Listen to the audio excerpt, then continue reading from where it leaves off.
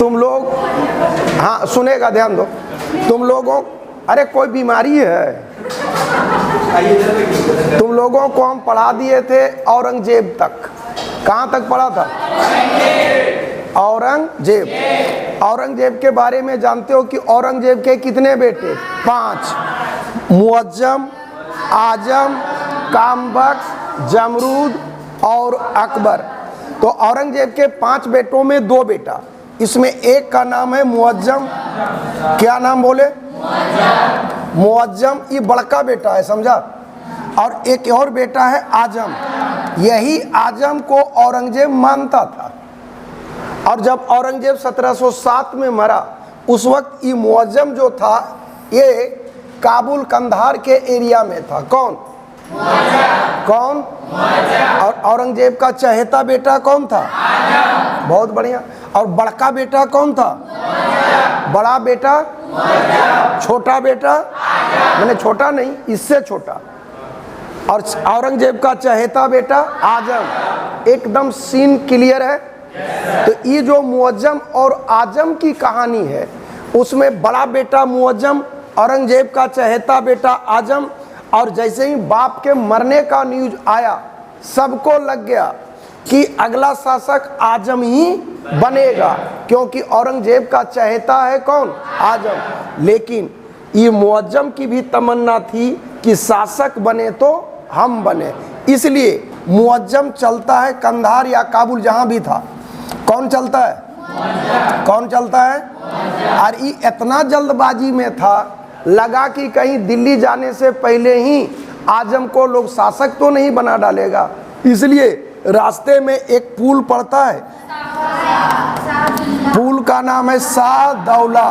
क्या नाम बोले? तो शाहदौला के पुल पर राज्याभिषेक कौन कराया?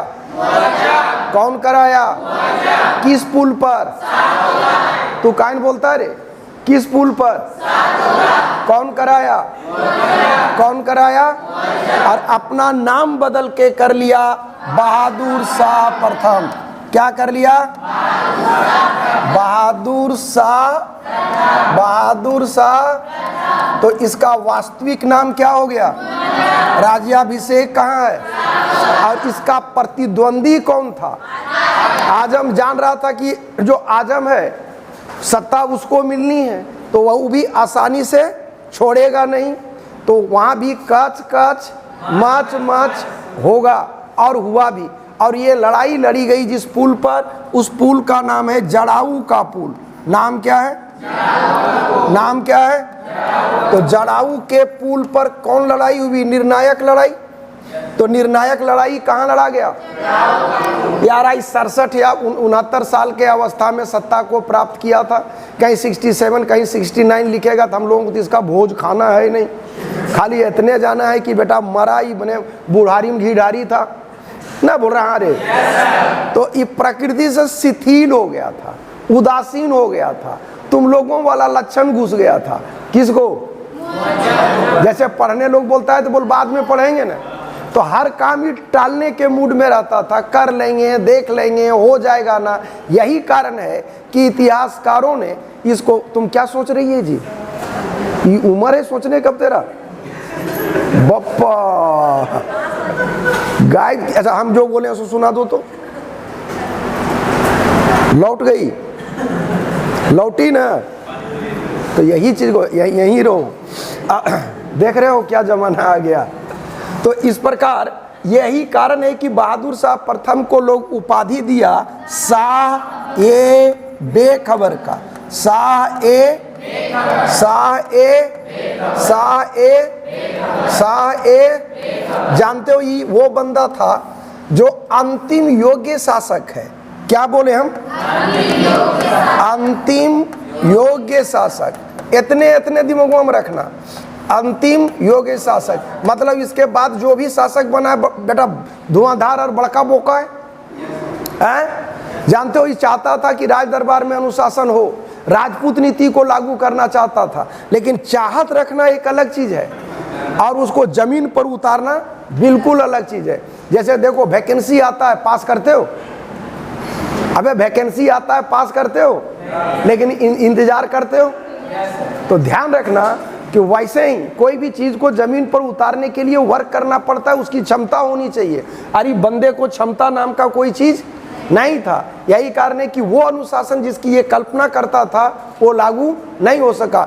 उल्टे राज दरबार में 4 गो गुट आ गया। उसमें एक गुट का नाम है ईरानी, एक का नाम है तुरानी, एक का नाम है अफगानी और एक का नाम है हिंदुस्तानी। बोलो ईरानी, तुरानी, अफगानी और हिंदुस्तानी। बोलो ईरानी, तुरानी, अफगानी, हिंदुस्तानी। म्यूजिकल बोलो, ईरानी, तुरानी, अफगानी, हिंदुस्तानी। इसमें 2 गुट बड़ा पावरफुल था।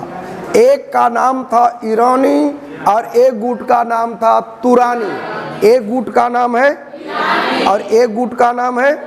यही ईरानी गुट का मुखिया था जुल्फिकार खां। कौन गुट का? कौन गुट का? ईरानी गुट का है जुल्फिकार खां। ईरानी गुट का कौन है? कौन है? और तुरानी गुट का जो है वो है चिनकिलीच खां। क्या नाम बोले? तुरानी गुट का कौन है? तुरानी गुट का चिनकिलीच खां। चिनकिलीच खां। कौन खां? चिनकिलीच। अफगानी गुट मतलब अफगानिस्तान से आए मुसलमानों का टीम और हिंदुस्तानी गुट मतलब हिंदुस्तानी मुसलमानों का टीम। तो उसमें सबसे खत्म गुट माना जाता था हिंदुस्तानी गुट। ये मुसलमानों का गुट है। लैंग्वेज समझ में आया? नहीं बोल रहा? देखो, जिस गुट का दबदबा चलेगा राज दरबार में तूती उसी का बोलेगा। जिस गुट का दबदबा चलेगा राज दरबार में तूती उसी का बोलेगा। ये एकदम क्लियर था। तो सबसे दबंग गुट है कौन? ईरानी गुट। और ईरानी गुट का मुखिया है कौन? जुल्फिकार खां। और तुरानी गुट का चिनकिलीच खां। अफगानी गुट का कोई वैल्यू नहीं है और सबसे खत्म गुट है हिंदुस्तानी गुट। तो हिंदुस्तान के मुसलमानों का गुट। तो यार हिंदुस्तान का हम बोले ना 99.9% मुसलमान कन्वर्टेड हिंदू है। तो प्योरिटी ऑफ ब्लड मतलब खून की शुद्धता का सिद्धांत उन लोगों पर लागू नहीं होता। यही कारण है कि हिंदुस्तानी गुट को कोई अच्छी निगाह से देखता नहीं था। यहाँ तक फरी आया। और इस गुट में जिसका दबदबा चलेगा, जिस गुट का दबदबा चलेगा राज दरबार में तूती उसी का बोलेगा। अभी ये तुम लोग पढ़ रहे हो कौन? बहादुर शाह प्रथम। बोलो वास्तविक नाम क्या है? वास्तविक नाम राज्याभिषेक शाहदौला के। निर्णायक लड़ाई इतिहास में किस नाम से? क्या अंतिम योग्य शासक है? ये अंतिम योग्य शासक के रूप में जाना जाता है। और यही बहादुर शाह था जो सिखों के साथ अच्छा संबंध कायम करने की कोशिश किया। ये गोविंद सिंह जो है, गुरु गोविंद सिंह है ना, गुरु गोविंद सिंह के साथ संधि किया। जबकि बप्पा के साथ झगड़ा हुआ था 1690 में। तो गुरु गोविंद सिंह के साथ संधि किसका हुआ? किसका हुआ? किसका हुआ? तो गुरु गोविंद सिंह के साथ संधि। किसके साथ संधि? गुरु गोविंद सिंह के साथ। गुरु गोविंद सिंह के साथ किसका? किसका? बहादुर शाह का वास्तविक नाम क्या है? राज्याभिषेक किस पुल पर है? हाँ, किस पुल पर निर्णायक लड़ाई? शाह ये बेखबर है, अंतिम योग्य है, राजपूत नीति लागू करना चाहा। राज दरबार में कुल कितने गुट आए? कुल कितने गुट आए? कुल कितने गुट आए? पक्का है? और कभी शिवाजी पढ़ाएंगे तो बता देंगे। शिवाजी का एक बेटा था रे साहू, औरंगजेब ओकरा पकड़ के ले आया था। शिवाजी के बेटे साहू को पकड़कर कौन ले आया था? औरंगजेब। औरंगजेब और उसी साहू को रिहा किया था बहादुर शाह प्रथम ने। तो साहू को रिहा किसने किया? साहू को रिहा किसने किया? साहू को रिहा किसने किया? तो साहू की रिहाई हो गई। किसकी रिहाई हुई? साहू को रिहा किया। किसने रिहा किया? गुरु गोविंद सिंह के साथ संधि किसने किया? पक्का पक्की है? कुल कितने गुट थे? कुल कितने गुट थे? कुल कितने गुट थे? कौन कौन? आप तोनिक विद्या कसम को अगर स्मार्ट बोर्ड देख के बोला तो बहादुर शाह प्रथम पढ़ रहे हो? मूड़ी नीचे करो, वास्तविक नाम बोलो, वास्तविक नाम बोलो। राज्याभिषेक किस पुल पर? निर्णायक लड़ाई कहाँ है? 4 गुट है, कौन कौन? पक्का है? राजपूत नीति लागू करना चाहा है? गुरु गोविंद सिंह के साथ संधि है, साहू को रिहा किया, पक्का है? रटा गया है। लेकिन तुम लोग भूल रहे हो ईरानी गुट का मुखिया। तो लोग दिमाग में रखना, मारती झटका जुल्फिकार खां। तो जुल्फिकार किस गुट का मुखिया है? ईरानी गुट का मुखिया कौन है? ईरानी गुट का मुखिया, ईरानी गुट का मुखिया, ईरानी गुट का मुखिया, ईरानी गुट का मुखिया और तुरानी गुट का चिनकिलीज खां। बोलो चिनकिलीज खां, चिनकिलीज खां, चिनकिलीज खां। बहादुर शाह प्रथम पढ़ रहे हो? क्या पढ़ रहे हो? क्या पढ़ रहे हो? वास्तविक नाम, वास्तविक नाम, वास्तविक नाम। राज्याभिषेक, निर्णायक लड़ाई, कितने गुट? अच्छा, जुल्फिकार खां किसका था? किसका था? और चिनकिलीज खां, चिनकिलीज खां, चिनकिलीज खां। और किसको? तेग बहादुर के साथ संधि है। मार लठिया, तेग बहादुर है, गुरु गोविंद सिंह है, गुरु गोविंद सिंह के पक्का है?